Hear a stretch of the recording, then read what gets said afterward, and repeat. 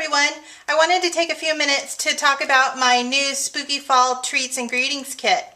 In this new kit, there are a bunch of supplies to make a whole bunch of Halloween and fall cards, and then some additional projects like some treat boxes, some die-cut shape cards.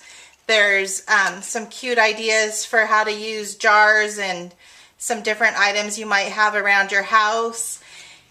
And there's some treat bags and a couple different things. But one of the things that I really wanted to show you, I had a great time doing this project and I wanted to take a few extra minutes to show you how I made this candle. And it turned out a little bit different, so I wanted to show you how I did it.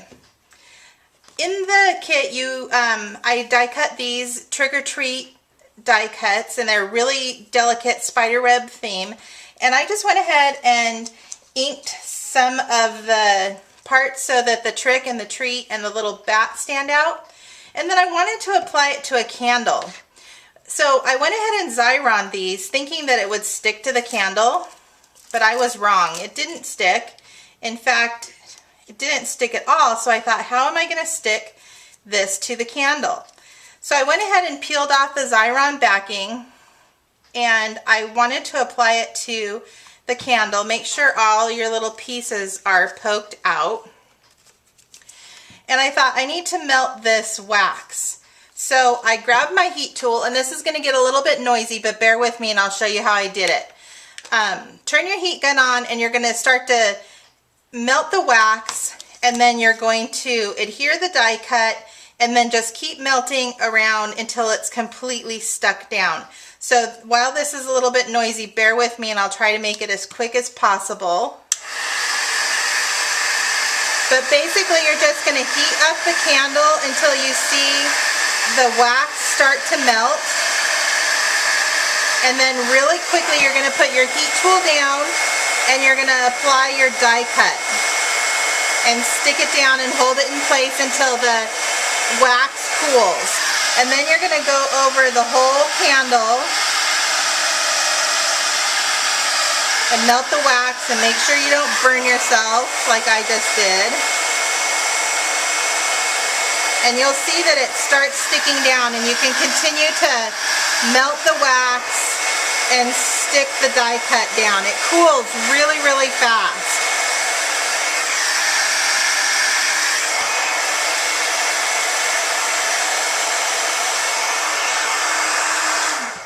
So there you can see that I have the whole thing applied to the candle now, and it looks really cool. This is the orange one that I did, and I found that in the areas that I started melting a little bit longer, the wax is really cool and it comes up through the die cut, and in some areas you get these really cool drips.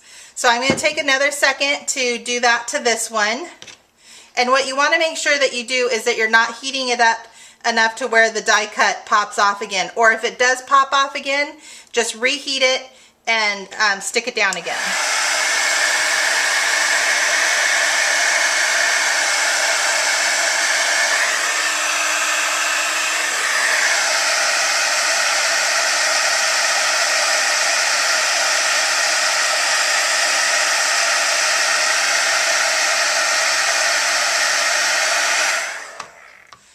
Okay, so I'll try to hold it up. I hope you can see it, but do you see where the wax is running down? It's just a really cool effect. So like I said, this die cut comes in the fall Halloween kit that I have on my website, dinaziegler.com. And also, I don't recommend that you burn these candles just because this is paper and I know that it is flammable, but after the holiday, if you use the same technique but in reverse, if you just heat this candle again with your heat tool, you can just peel this right off and the paper will be gone, and then you can go ahead and burn the candles for fall. But for Halloween, they would make great just decorative candles. And I hope you enjoyed it, and I hope you'll treat yourself to a kit for some holiday crafting. Again, they're available on my website, www.dinaziegler.com. Thanks, and I hope you have a spooky holiday.